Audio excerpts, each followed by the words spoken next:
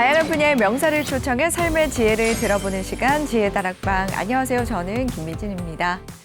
여러분들은 어떤 사람에게 호감을 느끼시나요? 오늘 지혜다락방에서는 사람들에게 호감을 주는 방법에 대해서 알아볼까 하는데요. 지난주에 이어서 오늘도 이미지 메이킹의 대가 김경호 박사님 모셨습니다. 큰 박수 부탁드립니다.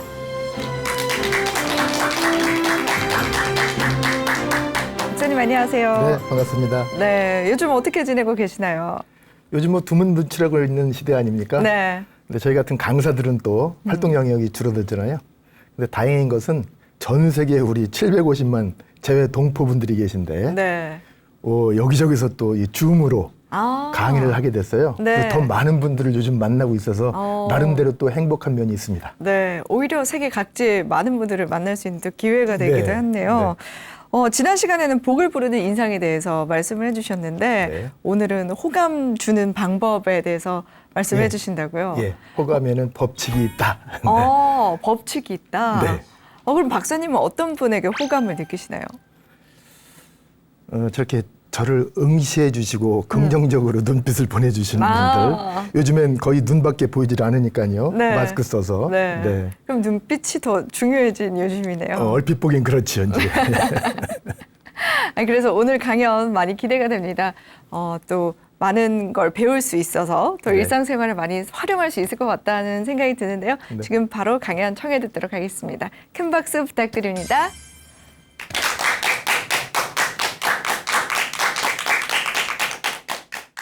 먼저 호감과 비호감의 차이가 존재한다는 것을 인지할 필요가 있습니다. 왜냐하면 비호감이 나의 호감인 줄 알고 나타났다가는 관계는 망치게 되니까요. 자, 아내가 질문했습니다. 여보 뭐해? 남편이 뭐라고 그랬다고요? 야구 봐. 이거는 완벽한 정답입니다. 세상에 이거보다 더 완벽한 정답은 없습니다. 그 정답을 말한 우리 대한민국의 수많은 남편들이 저녁을 왜 굶어야 하는지를 이유를 모르고 있다는 거예요. 사실을 말하지 말고 다 거짓말만 말. 이런 의미 아닌 건 아시지요? 네. 눈치껏 해야 된다는 거죠. 정답보다 정서를 신경 쓰는 대화, 말씨가 더 중요하다라는 말씀을 드리는 겁니다. 배자가요. 아내 배자 또는 배우자 할 때 배자더라고요. 그리고 리어는 생각할 리어예요. 에티켓은 규정 질서를 지키는 거고 매너는 안 해도 되는 걸 하는 게 매너라는 거죠. 그러니까 배려는 곧 매너 같은 일이다. 그러니까 매너를 가지고 있어야 배려가 된 거예요. 매너 없는 배려는 요식행위 돼요. 그죠? 예. 그러니까 요 매너가 없으면 관계 사이에서 리콜이 아니라 부등식이 되는 거죠. 그래서 갈등이 유발됩니다.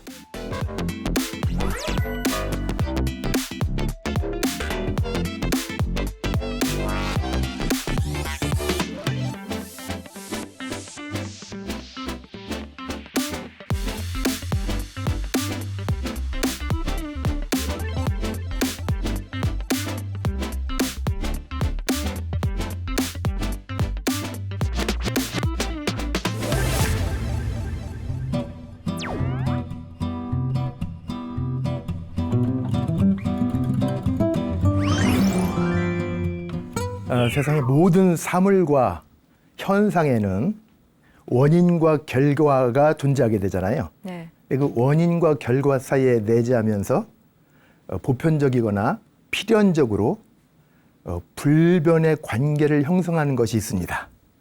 그것을 우리는 바로 법칙이라고 합니다. 뭔지 변하지 않고 불변이라는 의미는 우리가 여러 가지로 표현하는데 흔히 참 도리다, 또 이치다, 진리다 이런 식으로 표현들을 하잖아요. 자, 이런 것들을 우리가 깨달아 아는 것이 지혜죠. 호감을 주고 싶어하는 사람들은 많은데 그 법칙을 살짝 놓치는 바람에 우리가 대인관계에서 손해보는 경향들이 많이 있거든요. 그래서 오늘 주제를 호감에는 법칙이 있다로 잡았습니다. 기대가 되십니까? 네. 자, 먼저 호감과 비호감의 차이가 존재한다는 것을 인지할 필요가 있습니다. 왜냐하면 비호감이 나의 호감인 줄 알고 나타났다가는 관계는 망치게 되니까요.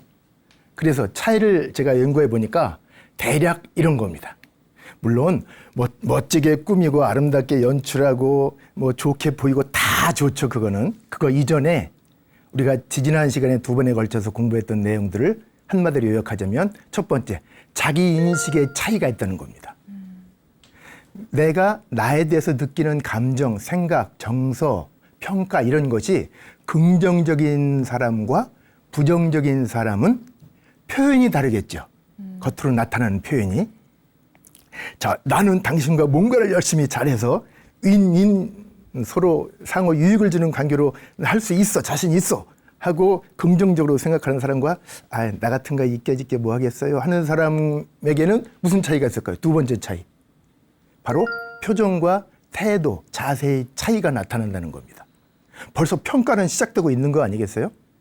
자, 그런 표정과 태도, 자세의 차이는 또 어떤 거를 끌어내냐면 말씨와 말투의 차이를 끌어냅니다. 그러니까 말씨는 지난 시간에 제가 곱고 아름다운 표현이라고 그랬죠. 말씨. 근데 말투는 거칠고 험악하고 상처를 주는 이 말투. 이런 차이로 연출하게 됩니다. 그래서 호감의 법칙을 우리가 공부할 텐데 그 판단의 차이가 있다는 거예요. 그래서 기준을 제가 이따 끝날 때쯤에 열심히 잘 들으시면 제가 공개하려고 합니다. 자, 여보 뭐해? 이 글씨만 넣으면 아무 문제가 없어요, 그죠? 제가 실제로 이제 기업체 많은 경영자들이든지 임직원들한테 물어봐요. 당신이 만약에 열심히 일하고 공휴일날 쉬는 날 거실 소파에 비스듬히 누워서 자기가 참 좋아하는 야구 중계를 보고 있어요. 야구 시합을 TV로. 남편이 뭐 하고 있다고요? 야구 중계를 보고 있어요. 그런데 아내가 혼자서 열심히 빨래하고 설거지하고 청소하고 애쓰다가 음식물 쓰레기를 딱 쳐다보니까 냄새가 나기 시작한단 말이에요. 남편을 딱 쳐다보니까 남편이 비스듬히 누워서 TV 보고 있다는. 이때 여성들의 사고 가운데 남편이 뭐 하고 있냐고 물어보면 어디 가니까 자빠져 있다고 표현까지 하더라고요. 왜 자빠진 거예요, 그게? 누워있는 거와 자빠진 거는요, 자유와 타의의 차이인데. 자, 누워있는 남편을 쳐다보면서 여보 뭐해? 라는 표현을 하는 거예요. 이때 아내의 말투가 어떨까요? 약간 섭섭함? 아직 섭섭한 건 아닌데 진입하는 섭섭에 들어가는 섭 하나 정도? 여보 뭐해? 이때 남편들이 실제로 당신이 남편이라면 뭐라고 답변하느냐 제가 물어봤어요. 한 1000명 이상에게.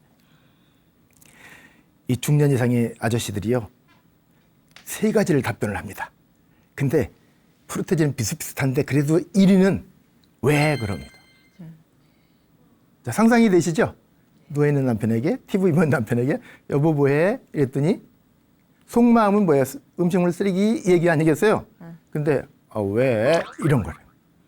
귀찮다는 듯이. 그럼 아내가 이 어색한 분위기를 얼른 수습하고 끝내버리죠. 됐어. 그러죠. 이게 됐다는 게 된 겁니까? 우리말은 참 묘해서 외국 사람들이 너무나 배우기 힘들대요. 잘했다. 됐어. 이게 된 거냐는 거예요. 이게 오케이인데 영어로는 오케이. 아니잖아요, 오케이는 마음은. 두 번째 남편들이 답변이 뭔지 아세요? 야구바입니다. 자, 아내가 질문했습니다. 여보 뭐해? 남편이 뭐라고 그랬다고요? 야구바. 이거는 완벽한 정답입니다. 세상에 이거보다 더 완벽한 정답은 없습니다. 야구 보고 있었잖아요. 증인들도 있잖아요, 아이들도. 방송국에서 송출한 시간도 맞잖아요. 스코어까지 아주 내용까지 꿰차고 있잖아요. 야구 봤다는 거예요. 남편의 말은 정답입니다. 완벽한 정답. 이건 헌법재판소 가도 남편이 이깁니다.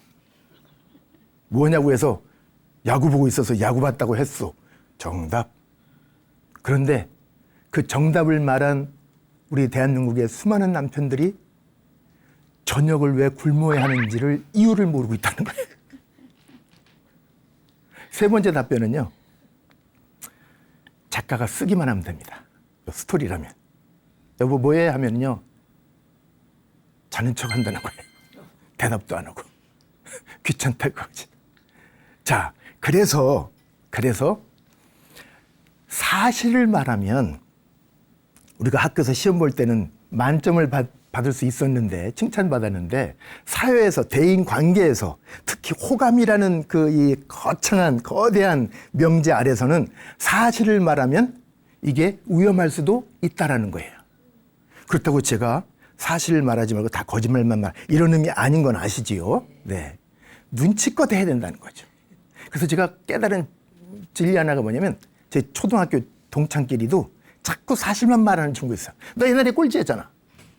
너 맨날 꼴찌했잖아. 우리가 다 알아요. 걔 꼴찌인 거. 근데 꼴찌가 어느 날은 멱살을 잡더라니까요. 네 말이 맞다 임마. 그러면서 네 말이 맞는데 왜 멱살을 잡을까? 이것도 참 묘한 현상입니다. 그러니까 사실만 말하면, 정답을 말하면 안 된다는 거예요. 그래서 제가 깨달은 게, 맞는 말만 하면 가끔 맞을 수도 있다. 친구에게.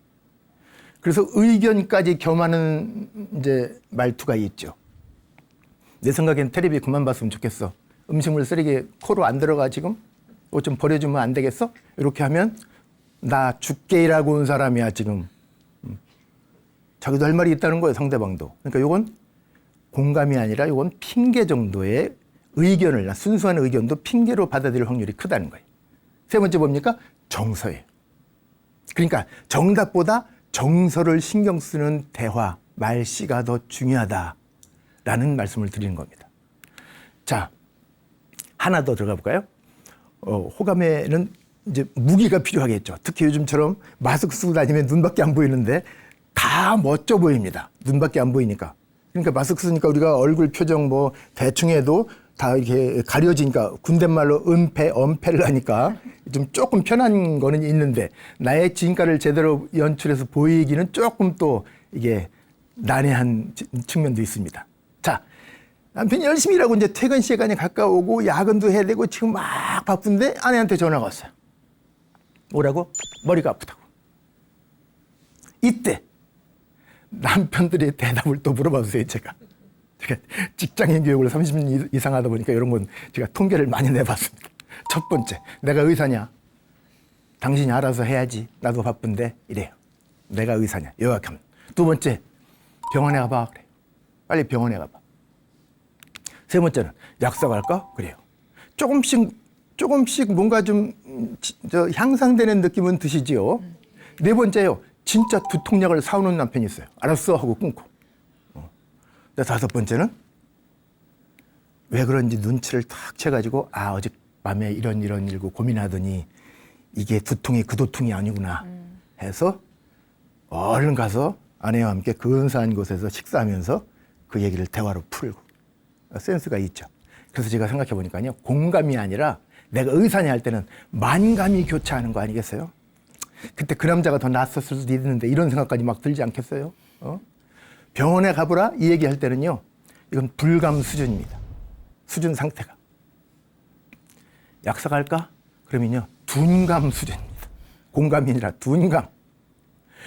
진짜 두통약을 아무 말 없이 사온다? 이거는요, 삭감됩니다. 뭐가요? 용돈이. 쓸데없는데 돈 쓴다고. 내가 지금 그 머리야, 얘가 아픈 게 지금? 근데 근사한 곳에 가서 대화를 나누고 아내의 심정을 다 들어주고 서로가, 이거는 쾌감 수준이죠. 이걸 바로 공감 능력, 다른 말로 발달되어 있는 촉이다, 이렇게 표현하는 거죠. 이게 이제 무기라는 거예요. 자, 조금씩 이제 범위가 줄어들죠. 자, 배려. 배려라는 한자를 보니까 배자가요, 아내 배자 또는 배우자 할 때 배자더라고요. 그리고 려는 생각할 려예요. 그러니까 영어로는 뭐 consideration 이렇게 얘기하는데, 배려가 consideration이 아니라 저는 매너 같다는 거예요.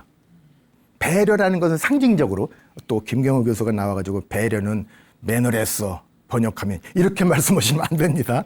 상징, 의미상 매너 같다는 거예요. 왜? 매너와 같이 다니는 에티켓이라고 말씀드렸잖아요, 지난 시간에. 에티켓은 규정 질서를 지키는 거고, 매너는 안 해도 되는 걸 하는 게 매너라는 거죠. 그러니까 배려는 곧 매너 같은 일이다. 그러니까 매너를 가지고 있어야 배려가 된 거예요. 매너 없는 배려는 요식행위 돼요. 그죠? 예. 그러니까 요 매너가 없으면 관계 사이에서 리콜이 아니라 부등식이 되는 거죠. 그래서 갈등이 유발됩니다. 매너가 없을 때. 자, 매너는 뭐예요? 사력 있게 나를 생각해주는 마음이라 그랬죠. 자, 요걸 제가 기업체에서 임원들이나 CEO분들에게 읽어보세요. 그러면은 갑자기 열심히 쳐다보고 계신 분들이 갑자기 이럽니다. 저 처음에 깜짝 놀랐어요. 내가 한자를 복잡해서 잘못 가져왔나? 저거 묵념을 가져왔나? 왜 이분들이 다 묵념을 하실까? 한자가 복잡합니다. 이게 갈등이라는 글자잖아요. 갈자가 찾아보니까요. 칡갈자래요. 갈근탕 할 때 그게 칡성분이 들어있다는 거예요. 갈자가. 칡뿌리. 칡넝쿨 할 때 칡. 등은 등나무 등자래. 왜 우리 벤치에 이렇게 넝쿨에 올라가서 이렇게 시원하게 막아주는 애들이 있잖아요. 그러니까 얘 칡하고 요 등넝쿨은요. 식물학자들 얘기를 찾아보니까 이게 이제 이게 넝쿨 식물 아니겠어요? 뭔지 자꾸 막 올라가서 특히 저 전봇대 올라가서 뭐 문제가 생기고 그러잖아요. 감고 올라간다는 거예요. 근데 이 끝이 오래 찍어서 보면 이렇게 어느 한 방향으로 도는데 이렇게 끝이 뭘 잡을 걸 찾아서 이렇게 손이 헤매고 다니는 거예요. 근데 얘네 둘이는 서로가 반대 방향으로 이게 움직인다는 거예요. 반대 방향으로. 그럼 어떻게 해서 만났다 하면은 꼬여버리는 거죠. 그래서 불변의 관계가 되는 거예요. 예. 그러니까 그렇게 된 상태가 대인관계에서 갈등 관계라는 겁니다. 그럼 갈등이 왜 생길까? 호감은커녕 갈등이 생겨버리면 이거 심각한 문제 아니겠어요? 관계에서. 그래서 찾아보니까 가장 큰 문제 중에 하나가 유통이라고 가끔 말하는 분이 계십니다. 갈등에는 잠잠했다가 요거 딱 틀어놓으면은 갑자기 유통하는 분들도 계십니다. 근데 요거는 유자가 비슷해요. 생김새는. 앞에 발정자가 붙어서 요건 소통입니다. 소통. 예. 자, 제가 뭐 별로 잘난 게 없기 때문에 이런 거 사전에서 찾아서 이제 가끔씩 이렇게 말을 막아놔야 제 말이 이제 나가잖아요. 전략상. 자, 소통에 문제가 있다는 거예요. 우리가 보니까. 첫 번째 문제가 뭐냐면 이거예요. 지금 제 목소리 들리시잖아요. 잘 들리시잖아요. 선생님 말씀 잘 들려요. 또 우리가 인터넷으로 공부할 때 잘 들려요. 여기까지 뭐 걸어가면서 너무 잘 들려요. 그런데 이게 안 들린다는 거예요. 원칙적으로 귀로 들리는 말이 안 들린다는 거예요. 학교에서 선생님들이 또박또박 말씀하신 그 이야기 애들이 다 들었어요. 시험 보면 잘 안 나와요. 안 들렸다는 얘기예요. 여러분도 안 들렸다는 증거를 여러분 입으로 많이 말씀하셨을 거예요. 자녀들이나 후배들이나 친구들에게 가끔 이런 얘기하는 경우가 있잖아요. 너는 어떻게 말귀를 그렇게 못 알아듣냐? 여러분, 말귀를 그렇게 못 알아듣냐? 이 얘기는 앞에 중요한 얘기가 가로치기 돼 있어요. 생략돼 있어요. 내가 한두 번 말한 게 아니잖아. 10번 이상도 말했구만. 수십 번 말했구만. 그거는 생략하고 가로치기 해놓고 말귀를 그렇게 못 알아들어? 이렇게 표현하는 거 아니겠습니까? 그러니까 들리는 말이 안 들린다는 거예요. 당연히. 이거는 제 얘기가 아니라 이미 전 세계 커뮤니케이션 학자들이 연구 결과입니다. 무슨 얘기냐? 예를 들면 이런 거예요. 요걸 제가 연구 개발 생산까지 한 제품이라고 칩시다. 그럼 요거에 대해서 기능이나 모든 거에 대해서 구조나 저만큼 잘 아는 사람이 없겠죠. 제가 만들었으니까. 근데 이거를 만든 사람이 직접 아무리 잘 설명해봤자 이거의 본질 가운데 약 80% 정도밖에 설명을 못 한다는 거예요. 인간의 한계, 표현의 한계가 있어서. 요걸 한마디로 무슨 모양 하겠습니까? 이렇게 하면 직사각형인데 이렇게 하면 또 정사각형 되고, 그죠? 요걸 한마디로 무슨 색깔로 할까요? 여긴 다른 뭐 흰 점도 있는데 이게 설명이 잘 안 된다는 거예요. 말로. 약 80%밖에 말을 못 한다는 거예요. 열심히 해도.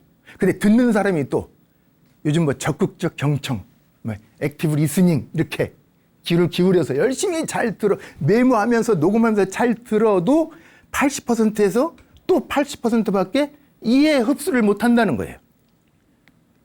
그러면 64%가 잘 설명하고 잘 들었을 때 64%가 전달이 됐다는 얘기 아니겠습니까? 이건 엄청난 사실입니다. 그러면 아이들이 학교 가서 시험 봤는데 엄마 나 오늘 수학 점수 64점 맞았어요. 그러면 엄마가 뭐라 그래야 돼? 거봐 게임 그만하라 했지. 이렇게 말하면 안 된다는 거예요. 잘했다고 해야 돼요. 걔는 최선을 다한 거예요. 애가 이해 못한 게 아이 책임입니까? IQ 문제라고요?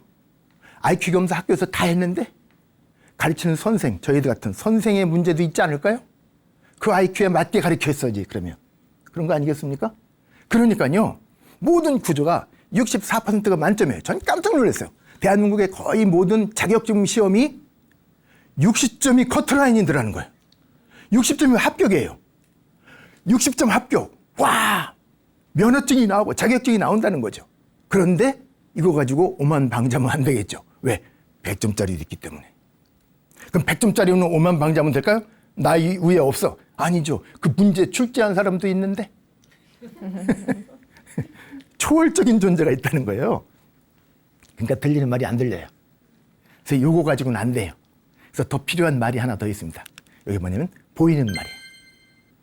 지금 제가 가만히 앉아서 편안하게 이렇게 얘기해도 되겠죠. 들리는 말만 가지고는 뭐 안 보여도 되겠죠. 이 큰 얼굴 보여서 뭐 하겠어요. 나 오늘 자꾸 또 나와 있었네. 이게 자꾸 뭐 하겠어요. 차라리 그냥 녹음으로 해서 안 보이게. 귀로만 들으면 된다. 근데 안 되는 이유가 제가 자꾸 이렇게 하고 별짓을 다 하는 이유가 우리 강사분들이 보이는 말이 있다는 거예요. 표정, 액션, 제스처 뭐 모든 것이 다 보이는 말. 자, 근데 그것만 갖고 되느냐? 아니에요. 더 중요한 말이 있는데 바로 숨어있는 말입니다. 숨어있는 말이 뭐냐면 이런 거예요. 친정어머니가 홀로 삼남일녀 키우시고 일찌감치 홀로 되셔가지고 이제 7순 8순이 되시는데 다다음 달이면 아, 딸 하나인데 우리 먹고 살만한데 여보 사위 당신 하나잖아. 나 체면 봐서 오빠들이 잘 모시겠지만 그래도 7순 8순 이때는 그냥 어디 당신이 좀 이렇게 어머니 어디 이렇게 여행이라도 한번 저 온천 여행이라도 보내드리면 안 될까? 이 얘기를 하고 싶은데 우리 한국 여성들의 심리 정서가 친정에 뭐 좀 도와주자 이런 얘기는 잘 안 나온다는 거예요. 거의가. 물론 개 중에 막 얘기하는 사람도 있더라고요. 그래서 성과 달성했냐? 싸움만 했대요. 그러니까 이게 숨어있는 말이 있어요. 가슴 속에. 진짜 하고 싶은 말인데 참아 못하고 숨겨둔 말. 요거를 이제 오늘 얘기해야지. 여보 왜? 아니 식사하셨냐고. 그리고 식당에 가서 냉수 한 컵 들이키고 이따 잘 때 얘기해야지. 잠들라고 하는데 여보 왜? 아니 일찍 자라고. 그리고 또 일어나서 식당 가서 물 한 컵. 그러니까 이 가슴 속에 숨어있는 말을 많이 품고 있는 사람들은요. 냉수만 자꾸 마셔가지고 막 뱃속에 물배가 막 이만큼 물배. 그래서 저는 이렇게 우리 가족 중에도 있어요. 물배. 말을 하라고 물만 먹지 말고. 자, 숨어있는 말 요걸 찾아내야 되는데 그 다음에 하나가 더 있어요. 완벽하게 마침표까지 딱 우리가 기억해야 할 거 확실하게 해야 될 거 아니겠어요? 이게 바로 없는 말. 말할 이유도 없고 들을 이유도 없는데 그 사람만의 갈등, 고통, 걱정거리 이런 게 근심 이런 게 있지 않겠습니까? 또 기쁨, 차마 말 못하고 우리 아들 합격했어. 근데 저쪽 아들은 불합격했어. 그럼 내가 합격! 이거는 정답이잖아요. 우리 아들 합격했다. 이건 정답이에요. 근데 차마 말 못하고 말할 이유가 없죠. 떨어지는 애 엄마한테. 그렇잖아요? 이런 관계가 있다는 거죠. 없는 말. 그래서 들리는 말, 보이는 말, 숨어있는 말, 없는 말까지 있더라는 거예요. 이게 제가 발견한 거예요. 위대한 발견입니다. 이게. 피터 드러커 이런 분들이 이런 걸 발견해서 책을 냈다면 전 세계에 수억 부 팔렸을 건데. 네. 자, 그래서 제가 요걸 갈등 요인들 4가지를 소통 요인으로 이렇게 대입을 해보니까 들리는 말은 우리가 공감, 소통 우리가 흔히 그러죠. 네. 이건 감응이에요. 알았다, 오바 이 얘기예요. 감응 말하자면. 요거는 이제 많이 사용되고 있는 얘기예요. 그런데 지금부터 나오는 소통 3가지는 제가 지어낸 얘기이기 때문에 사전에 없는 얘기인데 한번 들어보세요. 보이는 말, 요거는요 배려 소통입니다. 뭔가 안 해도 되는 걸 해줄 때 배려라고 했잖아요. 근데 요즘 뭐 상대방에게 아유 감사합니다, 고맙습니다, 이 은혜 잊지 않겠습니다 이럴 때는 뭔가 배려를 받았을 때 그 얘기 나오는 거 아니에요. 제 친구 가운데 하나가 감사 운동하는 친구가 있어요. 얘는 하루에 50번씩 감사합니다, 감사합니다 하고 다니는데 그걸 또 일지로 써놓은대요. 대단하지 않아요? 배은망덕한 시대라고 하는 이 세상에서 50번씩 꼭 감사를. 근데 지난번에는 따져보니까 49번밖에 못했더래. 집에 깜깜한데 12시 들어오는데. 그래서 전봇대한테 어이구 왜든 감사해 이랬대. 그래서 야 대단하다 훌륭하다 이런 얘기를 했어요. 나는 왜 저 친구 말 못할까? 가만히 생각해보니까 아니지. 감사하는 것보다 더 중요한 가치가 있더라니까요. 그게 뭐냐면 감사받는 행위예요. 내가 하루에 50명에게 감사합니다. 고맙습니다. 아이고 잊지 않겠습니다. 어? 이렇게 50명씩 하는 사람이 있다면 어떤 사람들은 자꾸 하루에 50명이 찾아와서 선생님, 사장님, 어르신 감사합니다. 감사합니다. 이 얘기했다는 것은 내가 50명에게 뭔가를 베풀었다는 얘기잖아요. 배려했다는 얘기잖아요. 그러니까 항상 내가 오만하면 안 되겠구나. 내가 100점인데 만점 맞았다고 자랑할 게 아니라 시험 문제 낸 사람도 있구나. 이걸 생각한다면 우리가 겸손할 필요도 있겠죠. 그죠? 자, 그 다음에 숨어있는 말은요. 이게 존중소통이라고 하면 되겠더라고. 자, 아까 그 아내가 친정어머니 여행 좀? 응? 근데 남편이 어느 날 와가지고 여보 나 이거 입고 있었는데 회사에서 5년 전에 조금씩 적금 뜬 게 있었나 봐. 이거 오늘 만기라고 나한테 주네? 이거 그렇게 많지는 않지만 우리가 없는 신잡고 다다음 달에 장모님 칠순 팔순이신데 당신이 어머니 모시고 어디 좀 이렇게 여행 좀 한번 시켜드리면 어떨까? 이 얘기를 남편이 먼저 해줘봐. 어? 그 남편하고 살고 싶잖아요. 왜요? 감동을 주니까. 대인관계에서 감동을 주는 사람은요, 사람의 호감을 느낀다는, 호감 정도 이상의 것을 느낀다는 거예요. 그런데 없는 말까지 찾아줬어. 세상에 언니가 어떻게 나한테 이런 것까지 신경 써줬어? 아무도 신경 안 쓰는데 이런 거.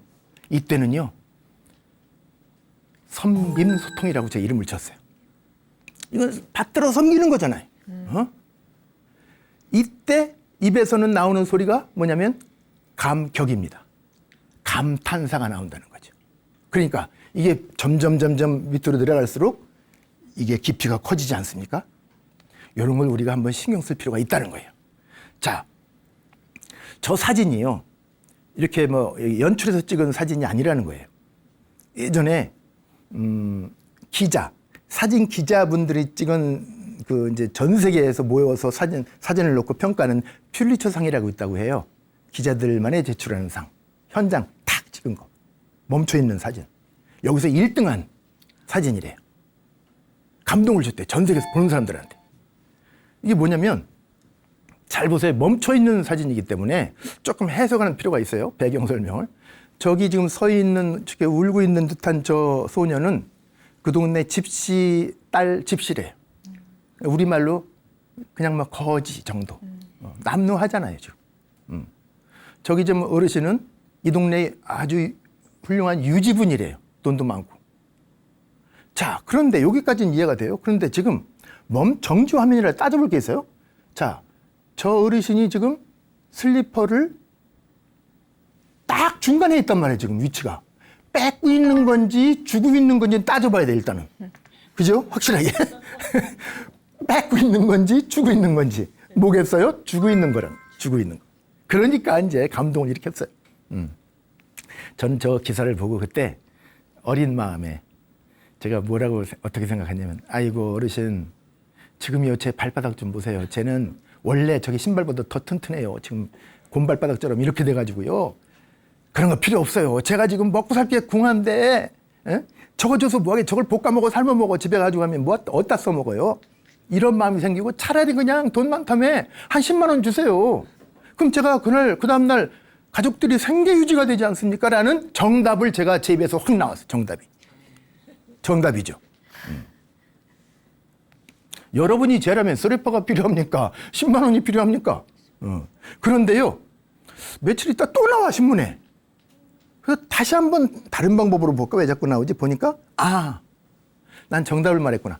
저 아이가 만약에 제 말대로, 의견대로 10만 원을 줬다. 저 어르신이, 저 아이에게. 그 10만 원 받은 아이가 저렇게 감격의 눈물을 흘릴까?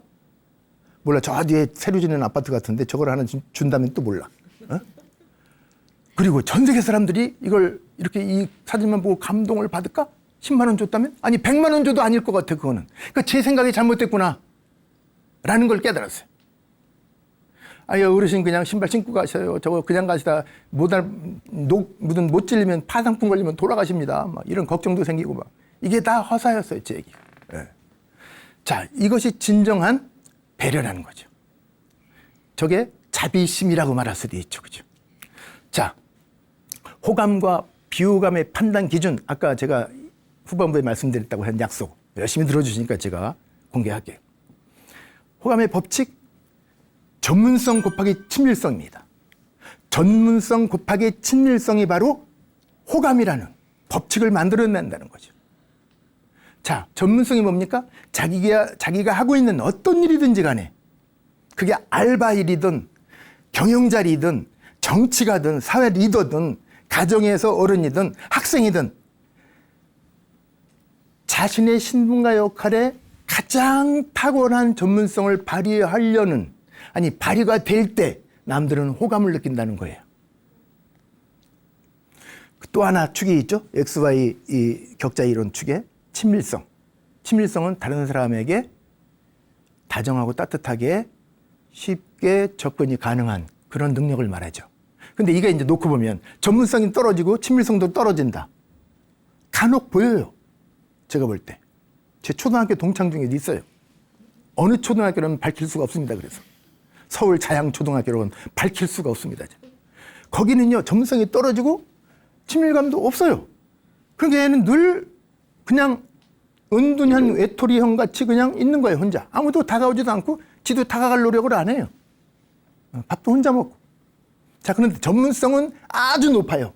탁월한 능력이 있습니다. 그런데 친밀성이 떨어진다. 그러면 AI형이라고 하죠. 요즘 AI. 들어보시죠? 네. 가끔씩 나오잖아요. AI 목소리 같은 거.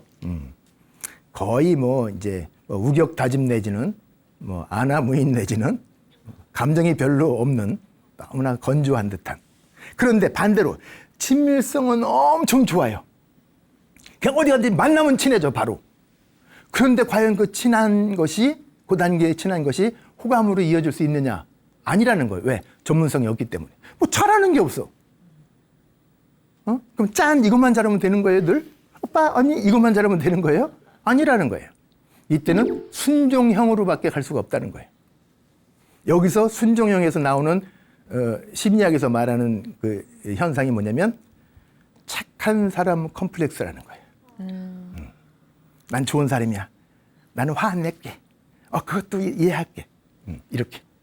자, 그러니까 전문성이 최고로 올라가고 또 친밀성이 최고로 갔을 때 만나는 곳이 어디예요? 호감형이에요. 그죠? 양쪽 다 좋을 때 호감이라는 거예요. 아무리 외모가 멋있으면 뭐합니까? 생각이 안 좋고 하는 일이 엉망이고 맨날 실수만 하고 그럼 아니잖아요. 자, 요게 법칙이 바로 그거라는 겁니다. 자, 전문성에 대한 사례가 하나 있는데요. 아주 외국에서 있는 큰 기계를 도입을 해서 아주 생산성이 좋았다는 거예요. 어느 회사에서. 근데 갑자기 어느 날 그 기계가 탁 멈췄대요. 고장 난 거예요. 그러니까 만든 사람이 외국에 있으니까 여기서는 고칠 수가 없는 거예요. 아무리 다 해도 안 되는 거예요. 그래서 그 만든 회사의 외국에 있는 이 전문가를 모셔왔죠. 모셔와서 이거 고쳐달라. 이분이 전문가가 쭉 살펴보더니 큰 망치 하나 달라고. 망치를 주니까 이렇게 보더니 어디 한 곳을 망치로 꽝 하고 때리니까 확 돌아가더라는 거예요. 기계가 이상 없이. 그래서 막 박수 받았겠죠. 이제 와 최고예요, 최고 박수 받았겠죠. 자, 그래서 이제 기계 수리비 청구서를 딱 받아들은 사장님이 놀랬다는 거예요. 얼마? 5,000불. 사람들이 그랬대요. 이 망치를 한 대 치는데 5,000불씩 받아. 그거 그냥 한 대 치는데 10불이면 되겠구만. 막 불평을 했다는 거예요. 그래서 이 전문가가 다시 썼대요. 청구서를. 어떻게 썼냐면 망치로 한 대 치는 값 10불.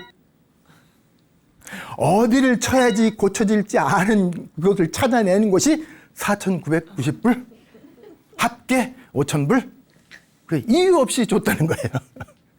이런 능력이 바로 전문성이라는 거죠.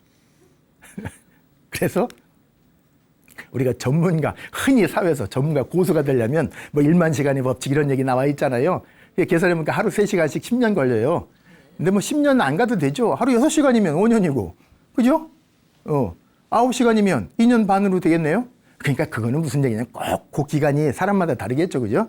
이거 무슨 얘기냐면 이거는 상징적으로 내가 최선을 다해서 정성을 가지고 많은 사람에게 감동과 배려를 베풀면서 이걸 연구할 때 그 연구 업적이 나고 성과가 난다 그 얘기 아니겠습니까? 자, 오늘 이야기를 정리를 해볼까요? 첫인상에는 법칙이 있다. 법칙이 뭐 곱하기 뭐라 그랬죠? 전문성 곱하기 친밀성이다. 물론 하나도 없는 것보다 하나가 있는 게 낫긴 한데 그래도 양쪽 바퀴가 빠진 하나보다는 양쪽 바퀴가 튼튼한 마차가 제대로 가지 않겠습니까? 그러니까 가끔 혼란을 느끼는 분들이 한쪽 바퀴만 날 할 거, 한우만만 팔 거야. 그러니까 우물하고는 다른 얘기예요, 얘기는 지금. 물 나오는 거고, 내동력 호감하고는. 한쪽 바퀴만 크고 한쪽 바퀴가 빠져있다면 어떻게 되겠어요? 열심히 가면 갈수록, 엔진이 크면 클수록 제자리만 뱅뱅 돌지 않겠어요? 바퀴 큰 쪽만 돌지 않겠습니까? 계속? 이쪽은 빠져있으니까. 그러니까 바퀴가 좀 작더라도 양쪽 바퀴 균형이 맞게 키워나가는 이것이 호감으로 가는 지름길이 아닌가. 이런 생각을 해봅니다. 자, 오늘 이쯤에서 제 강의를 마치고자 하는데요. 어떻게 도움이 되셨는지 모르겠습니다. 자, 친밀감, 그래서 이 호감을 가지고 많은 사람들과 관계를 형성하는 그 방법에 대해서는 또 한 강좌 다음 주가 남아있기 때문에 저도 조금 뭐 빼놨다가 또 이렇게 해야 되잖아요. 네, 그래서 조금 남겨두고 이쯤에서 마칠까 합니다. 경청해 주셔서 대단히 감사합니다.